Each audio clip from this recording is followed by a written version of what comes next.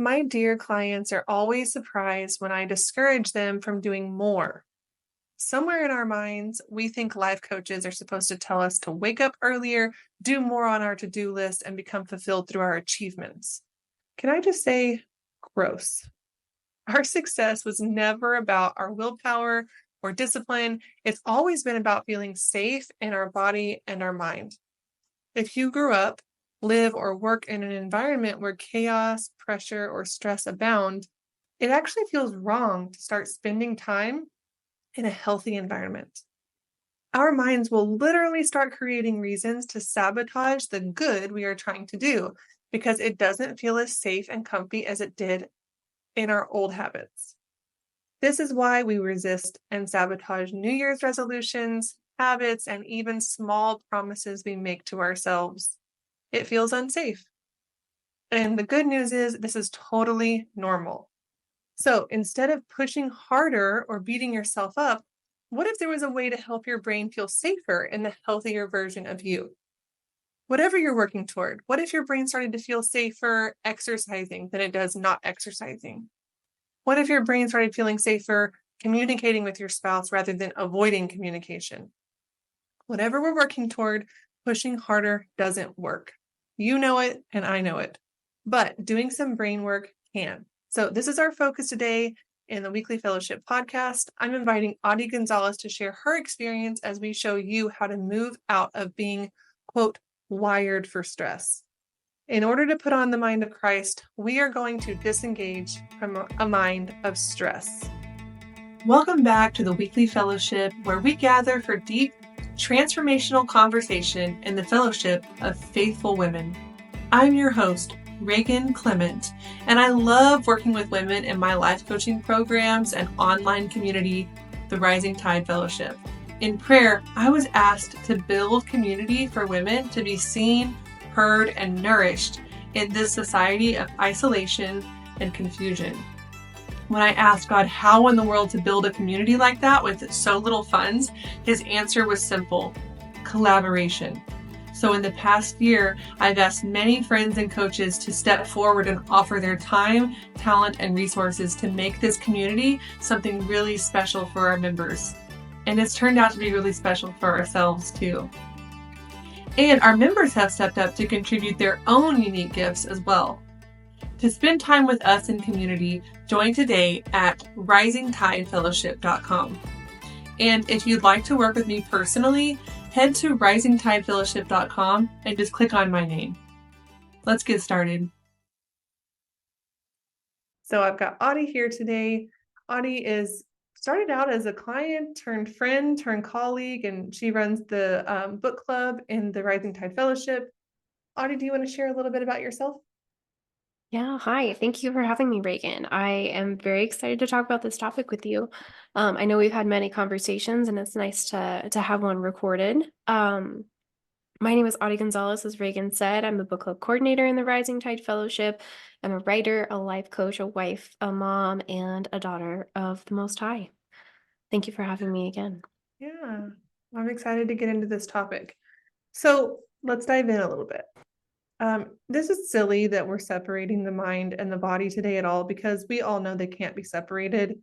Everything we're experiencing in our mind, we experience in our bodies, and vice versa. So, but because this is such a big topic, it really deserves two conversations and a couple of different speakers to really talk about each part of this. So today we're going to focus on the brain techniques that can help us become more peaceful and fruitful rather than stressed and worried. Because it's okay to feel stressed and worried, but that so often leads me to low fulfillment, low joy, and really low fruitfulness, low efficacy. So I've been walking a group of women through my High Tide coaching program, and I recently had a longtime client freak out a little bit. She was starting to reach out to me more and more often, and she was finding all of these reasons to be worried, all these problems around every corner.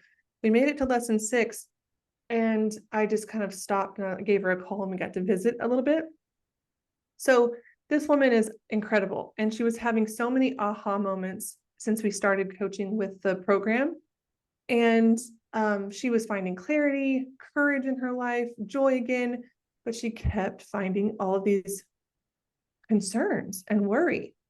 And we've been working together for a really long time. So I felt comfortable just kind of laying it out on the line for her. It's kind of like, friend, you are growing, you're finding answers to long sought questions, and you're feeling closer to God than ever before. So what's really worrying you? And we just had a whole conversation on the phone, kind of worked through it through coaching. And we realized that her brain was super uncomfortable with the peaceful journey we were on. So she grew up in an environment where she was undersupported, neglected since birth, and verbally put down constantly. And then she married someone who did the same. But in our coaching group, there were no catastrophes, no competition, no surprises. And honestly, the safety of our group felt unsafe to her. So she was subconsciously creating problems in order to feel more comfortable. She was feeling resistance in her body and her mind because it didn't feel chaotic enough. And chaos is what she was used to. So this is totally normal. And I have my own experiences feeling the exact same way. Anytime we feel resistance to change, it's coming from somewhere every single time. And it's okay. The question we have to ask ourselves is this: how long do I want to resist good?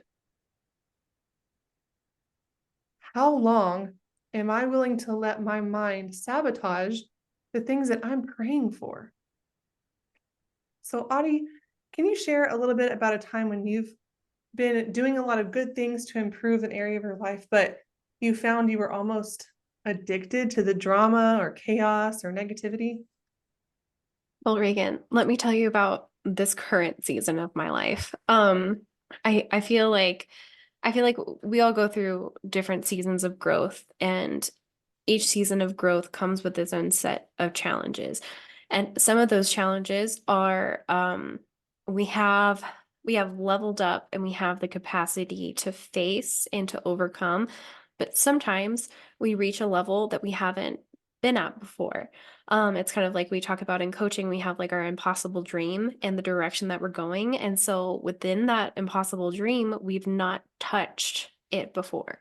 Um, and so my this current season of my life is amazing. My business is growing phenomenally. My marriage is so healthy. I'm becoming just I'm gonna pat myself on the back. I'm working really hard to be an awesome mom. And I feel good about myself. I feel good about my body. I think I discovered, truly understand what it is to love yourself unconditionally.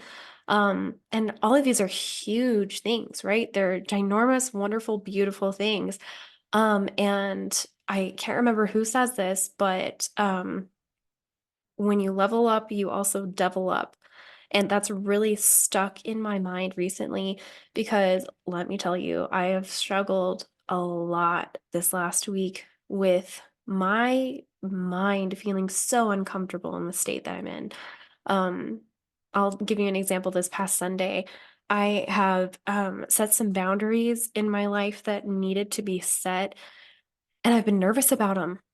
Because normally in my own life, in my own experience, I haven't been in control of the boundaries that I set. It's just kind of something that's been thrust upon me, or it's been done out of necessity, not out of like conscious thought and kindness and love and gentleness, which is, I'm like, that's, I feel like a whole episode in itself. Um, but so this Sunday, I had the most beautiful day. We normally go to math at 10 a.m.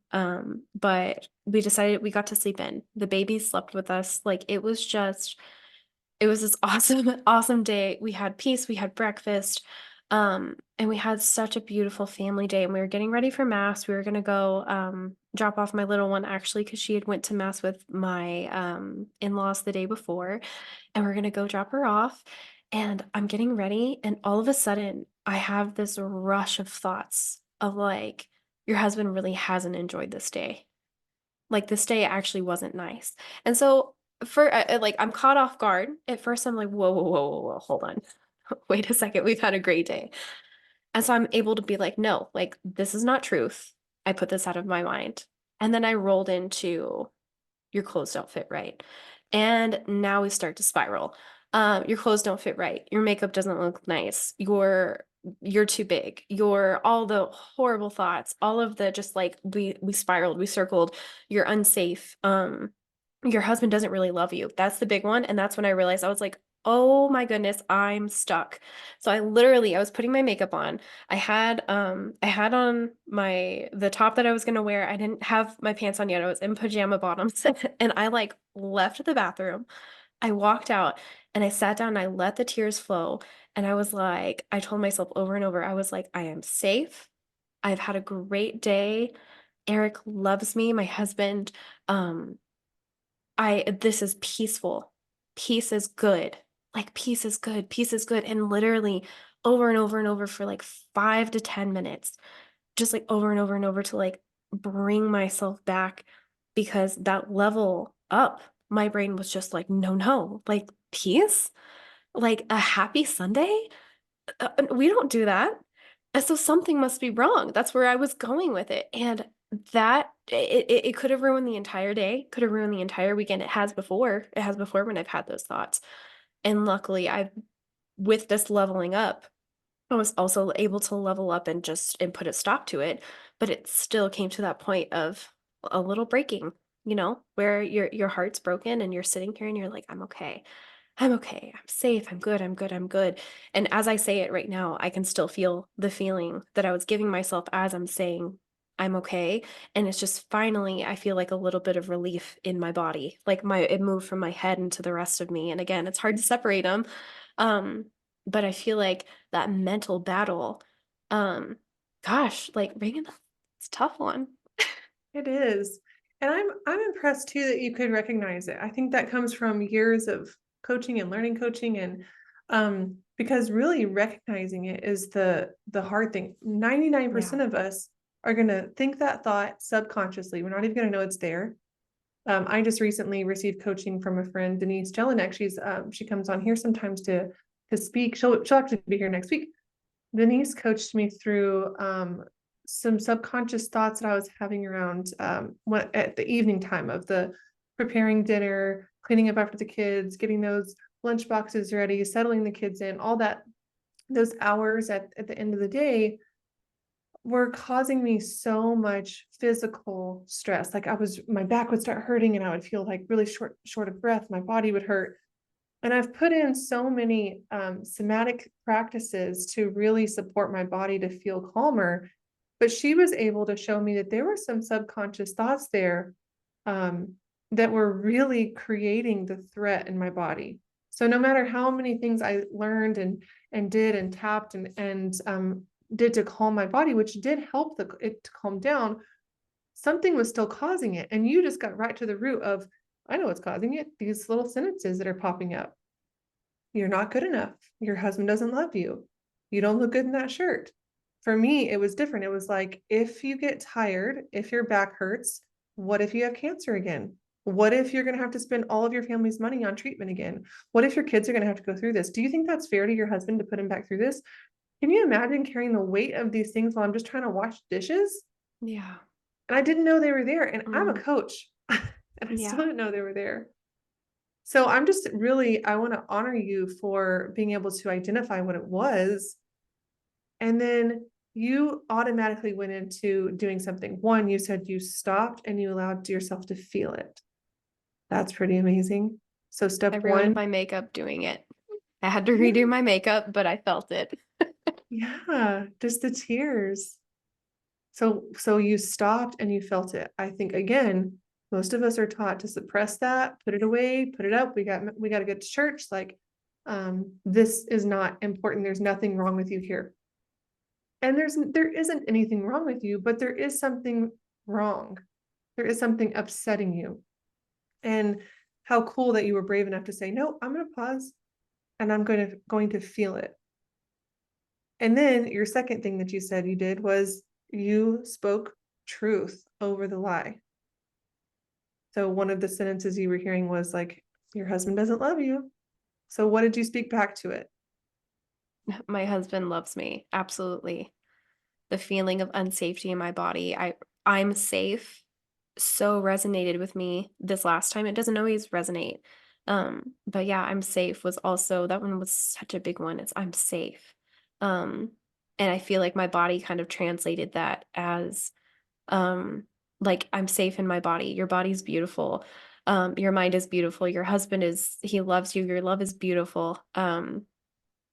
And yeah, I think it's interesting. I'm like, again, a side note here, but the different times, the different scripts will speak to you. But I'm sorry, continue. No, I love that. It's so true. People always ask me for a script for something, and I'm like, well, what's the lie? Because the strongest script is going to crush the head of that lie. So if the Absolutely. lie is your husband doesn't love you, then the strongest script is going to speak God's truth over that BS.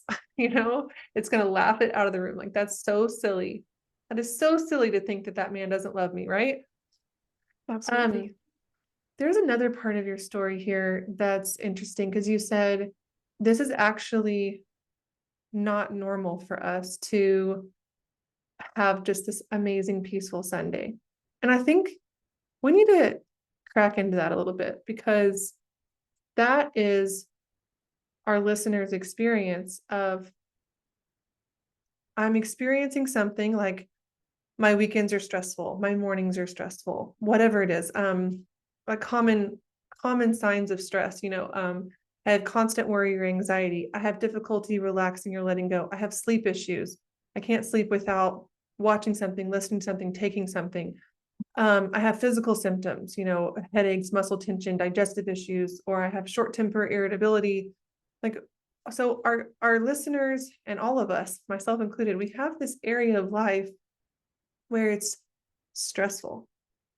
And we can, it just sounds, I don't know, there's something there in your story that sounds like some of your old Sunday stressors were because you were buying into these thoughts, and that's maybe what you were brought up in, or maybe what you and your husband established early on. But can you kind of speak into that a little bit?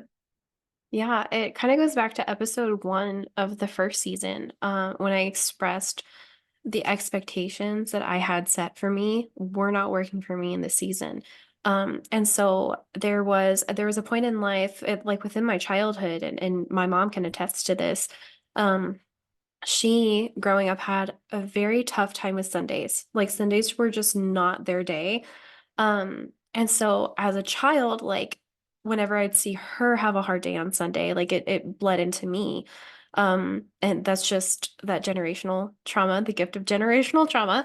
Um, however, um, moving into creating my own family, like when I first moved to El Paso, I still had these expectations set of like for instance, Sunday was we have to go to mass. We strip the beds and wash the sheets. We have a lot of family time. We go to the nursing home to visit grandparents if we need to. We meal prep. We did like Sunday was like such a busy day. And so whenever I moved here, I had this expectation of like, okay, so I have to do all these things and like check mark, check mark, check mark. And so I never felt peace during those days because I was like, I'm supposed to be doing so much more than we are doing. And my husband's just over here just like hanging out, like what's wrong? Like we're having a good time. And I'm like, no, we're not. We're not having a good time. I have things to do. And he's like, why do they have to be done today? And I'm just like, I don't know. Like, I don't know. So that's where a lot of mine came from, is I had to recalibrate my expectations. And now that my husband and I would say for the last like I would say for the last like 2 months, we've had very clear communicated expectations for our weekends. They're very rejuvenating. We are we're communicating about what the other needs. So if I need more of a rejuvenating weekend for myself, maybe I need to go get my nails done or just get out of the house for a minute. We pivot back and forth. The give and take on our weekends is so beautiful, and we've been doing this consistently. And I think it's kind of like they say grief is like a ball in a box and there's a button in the box. And so while grief is so big, it like hits the button a bunch of times. And then as it gets smaller, it doesn't hit it as many times. And I feel like that's the same way with this trigger, is that we were doing really good for a couple of months. And then all of a sudden the ball hit the button. Um, So yeah, I don't know if that answers your question, but I know for a fact that's where it came from.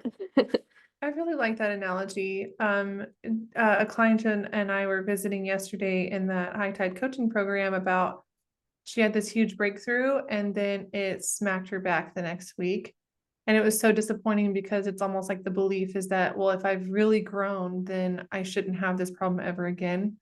But I love that analogy of when you grow, it makes the ball smaller and smaller and smaller, but it's still going to hit sometimes. Like that's life, right? It Yeah, turns mountains into molehills, but you still have to climb and traverse the molehills. I really like that analogy. Yeah, thank you for that. of course. Thank you. You're also making me think of another analogy for neural pathways. So since we're talking about like the beliefs, the sentences that came into your head, we all have those neural pathways that were given to us what before the age of 7.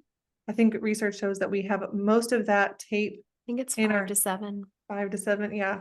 So it's very early on that we have these beliefs about how life works and who we are. And the best analogy I've ever heard from a counselor was that our neural pathways, these beliefs that we have set, are like a highway. And we just jump on it every single day and we roll our car down that highway. And that's how we live. That's how we move. That's how we breathe. That's how we make decisions. We just jump on that highway and go. But if the highway is something that is no longer serving us, like maybe the highway says, I can't lose weight, or maybe the highway says, my husband and I will never get along, or whatever it is, whatever that belief is that we heard before we were, or learned before the age of 7, at some point, these aren't serving us anymore. We're going, like you hearing that sentence that your husband doesn't love you, you've been hearing that for a long time. So in order to get off that highway, it's already there. It's going to be there forever. There's no changing that. It's there. The neural pathway is strong, but we can rewire. We know that now through neuroplasticity that we can actually rewire and create another highway that we can climb, that we can smack our car on and roll down that one instead. So like for me, I struggled with eating disorder for many years. So many of my decisions were to grab food and cope with food, grab food and cope with food. And so I had to relearn, okay, here's a new coping strategy for you. When you feel stress, you are allowed to feel it. You're allowed to call a friend. You're allowed to cry. You're safe enough to bring this pain and these feelings of stress to the surface instead of shoving them down with food. So I built a new neural pathway and I put my car on it and maybe this stressor I didn't cope with food. And tomorrow's stressor I didn't cope with food, but like, every 20 stressors or so, I would jump down on that old highway and use food. And then the stronger I got, the better I got. It's been 15 years now. The less I use food. Now it's probably like every 200, I don't know, maybe every 1,000 stressors, I cope with food, but very rarely. It's very similar to that ball analogy. Just I hit it Yeah. less and less because I've been able to build this new neural pathway that I can live and move on. So the question is, how do we build a neural pathway? You want to share a little bit about the rewire formula? I was about to say the exact same thing. Building the neural pathway is probably about the same as building a highway. It takes forever It so and does. it can be tough. It's a lot of manual labor, but up here. Um, so the rewire formula is write, recite, repeat, retreat. Um, and I feel like I feel like 90% of the time we find ourselves when we're in that catastrophizing or like worst case scenario spiraling situation. Um, not a lot of us have the capacity to stop and write and recite and repeat and retreat. And so that's why it's, I think, a good thing to practice self-discovery constantly, where you are able to see, oh, this is a pattern that I have, and maybe I could prep for that. Like maybe I didn't like the situation. So what am I going to say to myself when I am in this situation? Um, so like we could take, for example, I mean, we've been talking about it the entire time. Like my husband doesn't love me. That neural pathway comes from many failed relationships of not being with good or godly men. which my husband is a good and godly man, and I have evidence of that. And so writing it out, um, and rewiring, right? I can't remember the stats on the writing it out as far as the memory retention. But I know for me, when I first started writing out my scripts, My Husband Does Love Me, or whatever they were, I would write them 10 times a day, every single day. And I grabbed it so quickly. Like I remembered it. I kept it so quickly, and that's where that repetition comes in. I would look at myself in the mirror, stare at myself in the eye. Your husband loves you. Your husband loves you. And it like feels kind of weird. It Feels does. kind of weird, It but does. it's good. It works. Well, and it shows you that you don't really believe what you're saying. Because when you go to the mirror, so write, So recite. true. So write them out, recite them back to yourself, or record yourself saying them and play them for you. Repeat. So repeat them constantly in every way that you can. And then retreat. That means go have a quiet space of visualization, prayer, imagination, and imagine that thing. So maybe imagine your husband loving you, imagine your husband reciprocating everything you feel for him. Imagine that. Like, what does that look like? How do I move and act? How does he move and act? Because we create it, and it really starts to happen. I've seen this with client after client after client. One client even said if she had one for her husband, and she was envisioning my husband is attracted to me. My husband is attracted to me because after a few kids, she just felt so gross, and he was wanting to be more intimate, and she was blocking it because she felt like he wasn't finding her attractive. So she started doing the rewire formula and envisioning my husband finds me attractive. And she said, Reagan, like on the third day, she came in just cracking up and she told the whole group this. She was like, washing the dishes. It was very late. He came in late for work and he was gross and she was gross. And he started saying these like really, some hit on, some pickup lines to her as she's washing the dishes, and she's turning red in the face and she's like, Reagan, does he know what we've been working on? Does he know? And I'm like, well, he doesn't know, but you're creating it. You're creating it so much with what you believe, with what you've been saying. And when you first go to the mirror, when you first write that sentence down, you do feel like a liar. You're like, and it shows you how silly it is. Like, Audie, for you to not feel that your husband loves you is kind of like crazy, right? You're like, of course he It's loves me. bonkers. It's Yeah. bonkers. It's insane. Like looking at it's so crazy. It's so crazy. Yeah. Yeah. And we all have them. Like for me to feel stressed about cancer while I'm washing dishes, like that's pretty nutty. That doesn't make any sense. But that's what my body and my mind are saying. They're like, oh, if your back gets tired, you're going to have cancer again. And it's like, okay, I got to do some work to rewire. When my back hurts, that is not a sign of cancer. That's a sign that I am 6'1" and I have a very short sink. And that's okay, you know? Oh my gosh. So write, recite, repeat, retreat. This is our formula for really starting to work on rewiring those old neural pathways, building up that new highway. What else would you add, Audie? Um, wow, we've covered a lot. I know. I feel like I would add that you're gonna fail.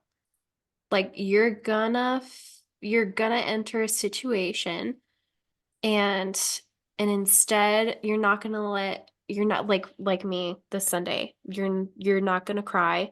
You're not gonna ruin your makeup because you have to get to church. You're gonna force yourself to go to church.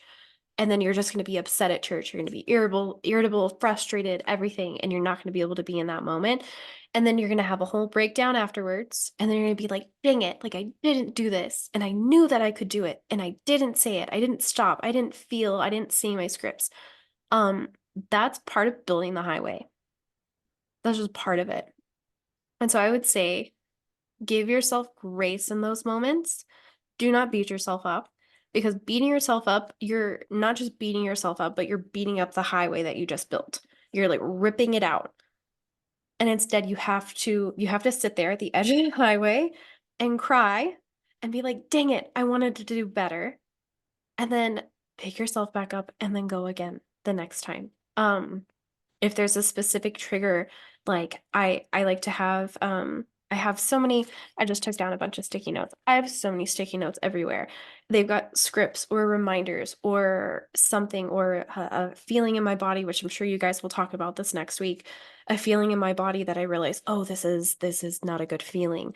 That reminds you, okay, throw in the script because we don't know what's about to happen, but say you're safe, you're safe, you're safe. But just allow yourself grace to feel what you're going through and don't beat yourself up if you fail. That's so good. That's so good. We talk about this all the time because compassion is one of the core values of my coaching programs because compassion comes from God. Compassion is a divine, amazing thing that we deny ourselves. And it's so silly to deny ourselves something that the Lord openly and freely gives us.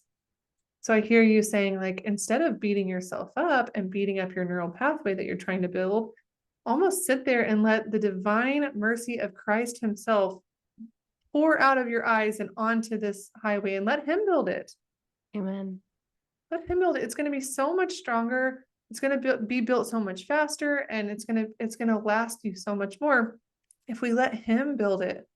And yeah, we have to participate in that, but so much of that comes from compassion, self-compassion, like really letting Him into what we're feeling and what we're experiencing, what we're thinking. I just thank you, Audie. You pulled it all back to compassion, which is what the reason it's so important to me is because every Christian woman, subconsciously, we deny ourselves compassion. Yeah. Subconsciously, we hold ourselves to a standard higher than Jesus is holding us to. And it doesn't help. It hurts. It doesn't make us more holy. It makes us less fruitful. And so just to bring that all back around and go, oh yeah, He sees the work I'm doing. He sees me in my suffering. And then also I would say, what about our listeners who are going, that's nice, but I don't really know when I have a situation like this. I don't even know. I don't really feel stress. I I have a lot of people in my circle that are like that. So I would say, I don't know about what you would say, but in my mind, I would say, ask your kids, ask your husband, ask your friends, like, is there an area in our life where I'm creating more stress than I have to? And I Yeah. bet if you have adult children, I bet they'll tell you in about 2 seconds. you know?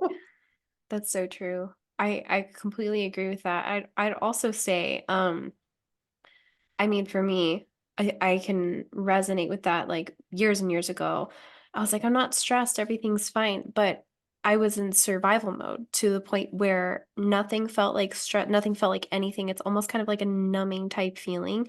And so that would be a sign of extreme chronic stress as well. And so with that, I would probably ask myself, like, are you able to sit in a quiet room for 15 minutes?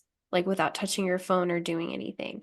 If you become anxious or like I have to do something, that would be a sign of maybe, hey, like maybe there's a little stress somewhere. That's so true. I think I've told you this before, but I had my first daughter, my first baby, and had so many health issues. And so I went to all kinds of physicians, but then I went to this naturopath, and she said, are you experiencing any stress or anxiety? And I said, no, no, I don't think so. No. And like I was outside my mind. My little daughter was sitting there in her little car seat, and I felt like she was a ticking time bomb. Like I knew at any point she was going to go off and she was going to need something. And I was going to be inconsiderate of the office because I was going to need a breastfeeder, change her or something. My body and mind were insanely anxious and stressed, but I was, like you said, in survival mode. So I don't know. I don't think so. But I just have to giggle now. I'm like, it's so hard for us to see if we've grown up in a situation of survival mode is normal. Yeah. Constantly being in a state of fight, flight, freeze, or fawn is normal. It doesn't mean it's healthy, and it's sabotaging what we really want. So If you're feeling like, why would I ever try to get out of survival mode? Why would I do this work? Why would I rebuild a neural pathway? Fruitfulness, Yeah. fruitfulness in your relationships, fruitfulness in your marriage, fruitfulness with your children, fruitfulness with your career and outcomes and environment, fruitfulness. Because being in that state of stress, we cannot put on the mind of Christ. And if we cannot put on the mind of Christ, we're not going to have a fruitful life. Yeah. I actually wrote a 3-part series on survival mode for my blog, Settling. And so I will send you the link and maybe we could pop that in the description because part of it Definitely. is how did I act when I was in survival mode? How did I realize I was in survival mode and how did I get out? And I feel like that's something that we're not talking about enough because as women, especially moms, we're just trapped. That's so good. Can they find it at audiegonzalez.com or do we need to share a more specific link They can find it at audiegonzalez.com, but I'll Okay. share the specific link with you and you can pop in the Put it in description if you want. Perfect. Perfect. Okay. Well, let's pause here and have Holly and Debbie visit or share whatever insights they have. And thank you, ladies, for being here.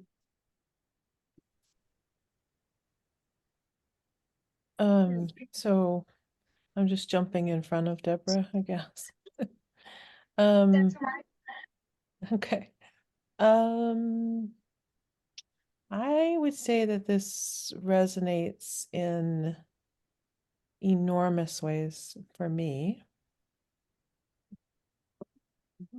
Something I've been thinking about a lot, talking to my therapist about some. And I think for me, I'm not even sure. As you know, it's so big that it's hard to even It is. formulate a quick comment, but I think I would say that I am 56 now, and I think that I have found ways to white knuckle it and perform and perform and perform over the long haul. And I think, you know, in a weird way, it's because I I think I have some particular gifts that let me juggle a lot of things, that let me accomplish a lot of things. Um,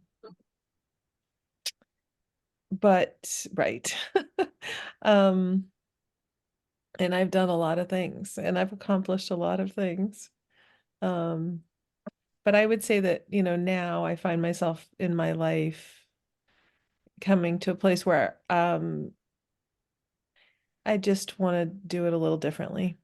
And I couldn't say that I've gone, you know, 56 years and never taken care of myself or attended to myself in any way. I don't think that would be possible. But I'm just at a point of, again, of kind of saying, I need to do this with a greater level of attention to myself and less white knuckling.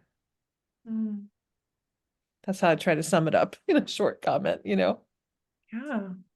I've heard 3 women say that,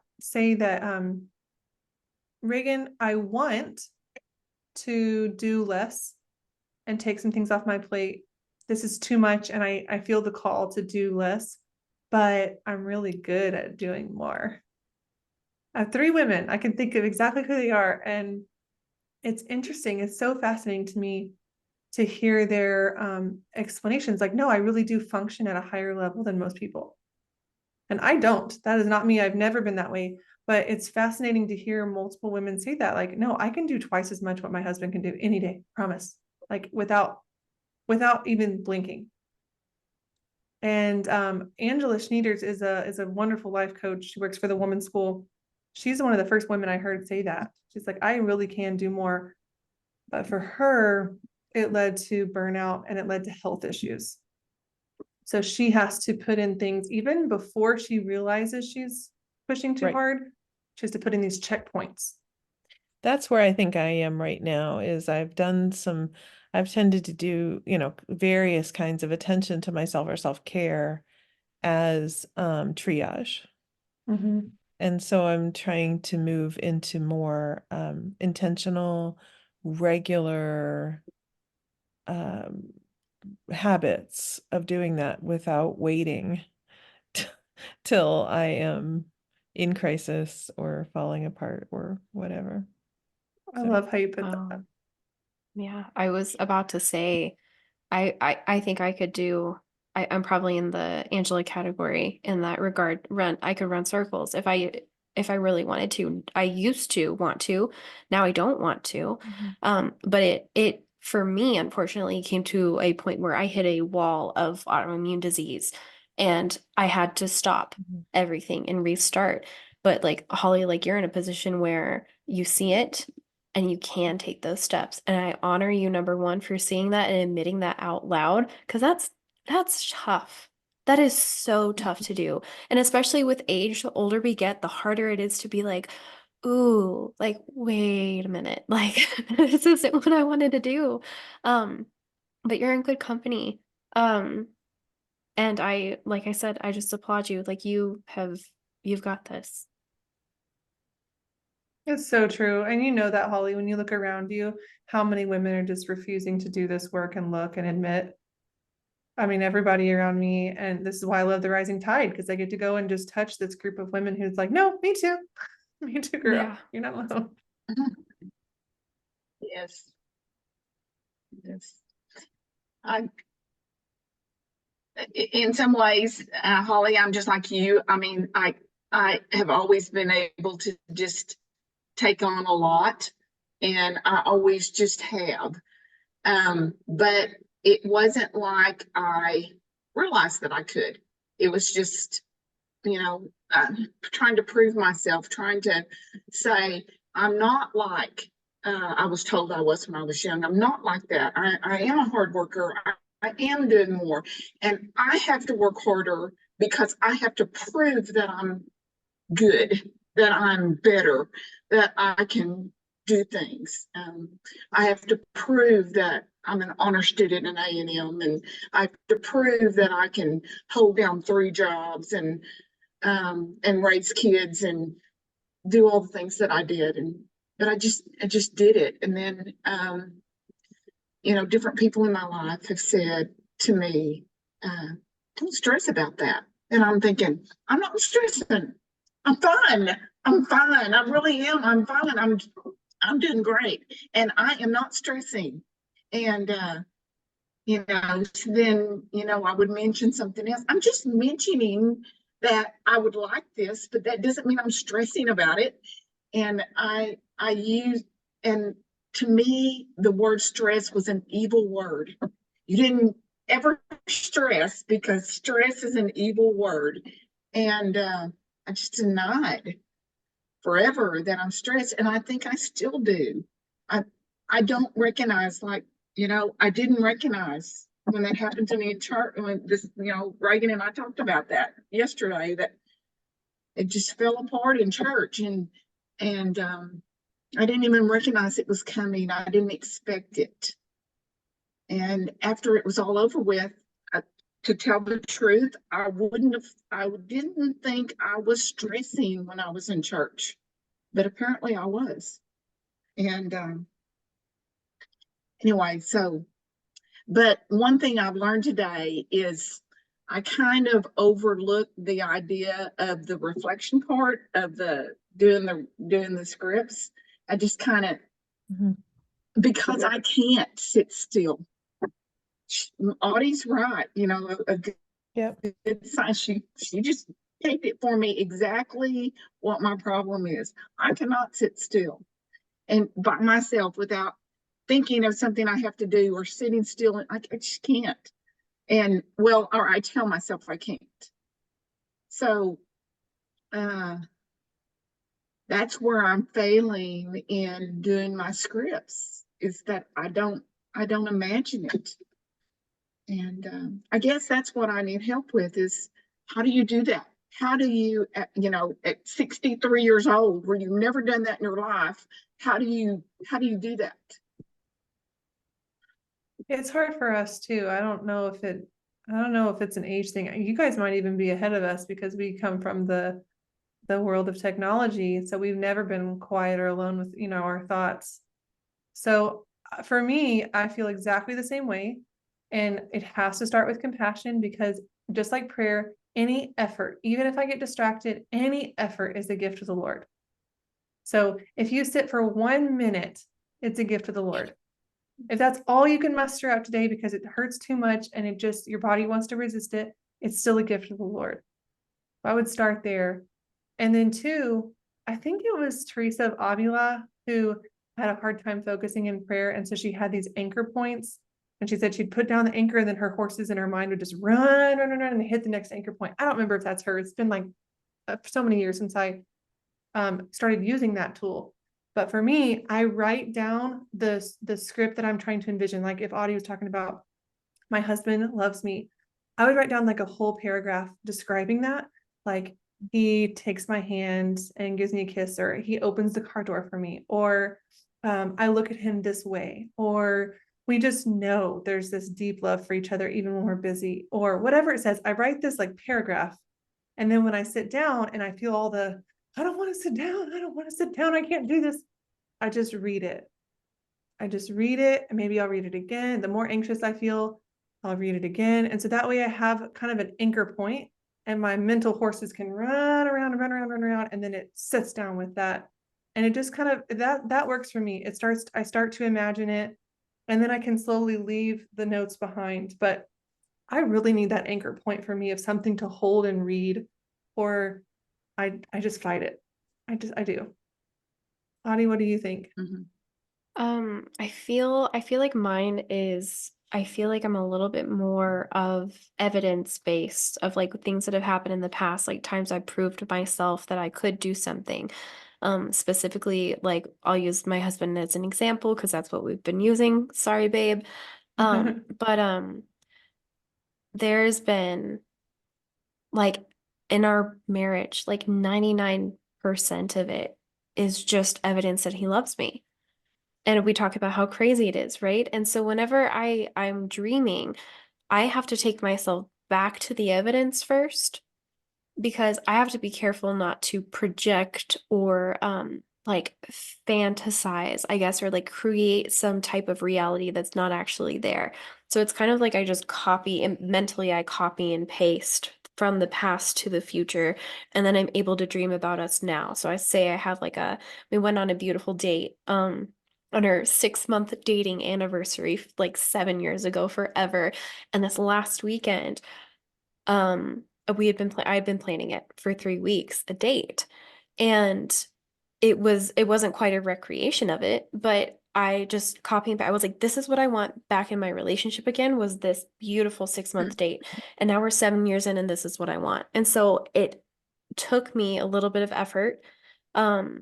But it became not necessarily something where I just sat still with my thoughts, but like I could find myself like cleaning around the house and thinking about it, or I'm doing work and I'm thinking about it. And it kind of became like an active dreaming, if that makes any sense. I feel like, especially during the busy days with the little one, that it's helpful to be able to do that because I don't get the chance to sit down. Love that. Moving your body. And we know too, we're going to talk about that next week, but we know too that movement in our body and anything that's like rhythmic at all, like walking or bouncing or jumping or rocking in a rocking chair, are all things that make our bodies feel safe. And so then it allows our minds to calm down and do the work. So I like to walk too a lot. Debbie, we've talked about that. I don't like to listen to the woman's school or on a computer, but I like to put in my ear and hit the trail,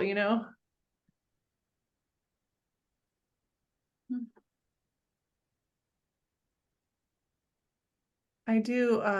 I think just to go back one more time and to thank you both for just being so vulnerable and being so honest with yourself and with us. It's not really I mean, we, like I said, my real life friends, many of us can't do this. And Audie, I'm sure you feel the same, which is why we come here so often. But it's just such an amazing and incredible feat anytime a woman is like, you know what, this word, stress, feels like failure, but I'm going to look at it anyway. It's such a blessing. And I just like it, it, I feel like honor is not even like the right word to describe it. Mhm. Like I feel like such deep admiration for both of you in this moment because this is just, and I'm gonna get emotional talking about it. It is so hard to admit. And like all of us here have gone through who knows all of our own sets of trauma, right? And to know that you've gone through this and made it out the other side, and you're gonna sit here with us on Zoom and say, I don't like this, and I'm gonna say it out loud and still look at it anyway. I just like, I'm so sorry. This is so special. My goodness. Mm. There's a deep wound for us too, Audie and I, because we want this so much for some of our female relatives. And so when other people come in and do it, it feels like you're healing a little something in us personally. Yeah. I think it also might just be a signal to you. I hope. Sometimes I feel this way with people who are even older than I, that um, there's always opportunity for growth. There's always um, ways I think that the Lord keeps leading us to new things. So that doesn't end. No, I have a good friend right now, and I almost shared this earlier, but since you said that, I have a good friend right now who's walking her mother to the gates. Like she is on her last few days, Yeah. and she's been slowly, they live together, she's been slowly on that journey with her. And she read a book about the end of life from a Christian perspective. It was a hospice nurse writing a book, and she said, um, when all of the physical things slow down and the person, your family member, is pretty much just sleeping, and you think like, why is God waiting? Why are we waiting? What's left? There's nothing left. They're not even waking up anymore. There's still work to be done in that person, and they're doing it. And you can't see it and you can't feel it, but they're doing it. And so that's why some people it takes 90 days, some people it takes 2 days. But there's work to be done there that's so valuable. But yeah, not just as each generation as we get older, but all the way to the gates of heaven. That gave me chills.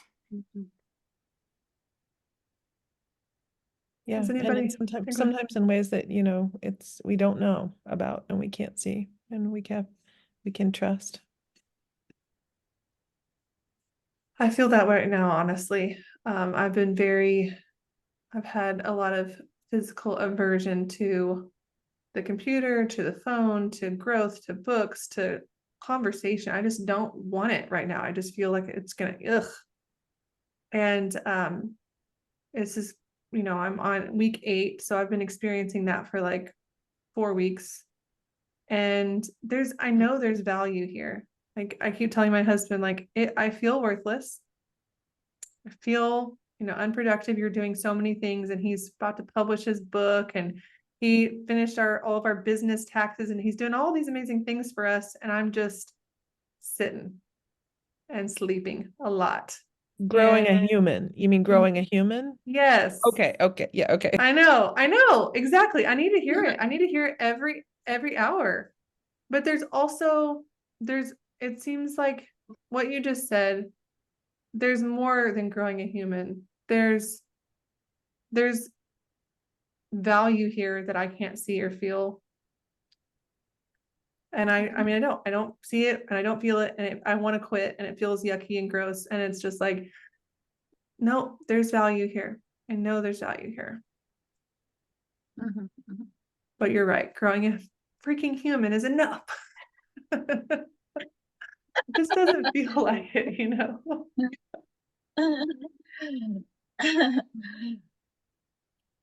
Well, thank you, ladies, for joining us. Thank you, Audie.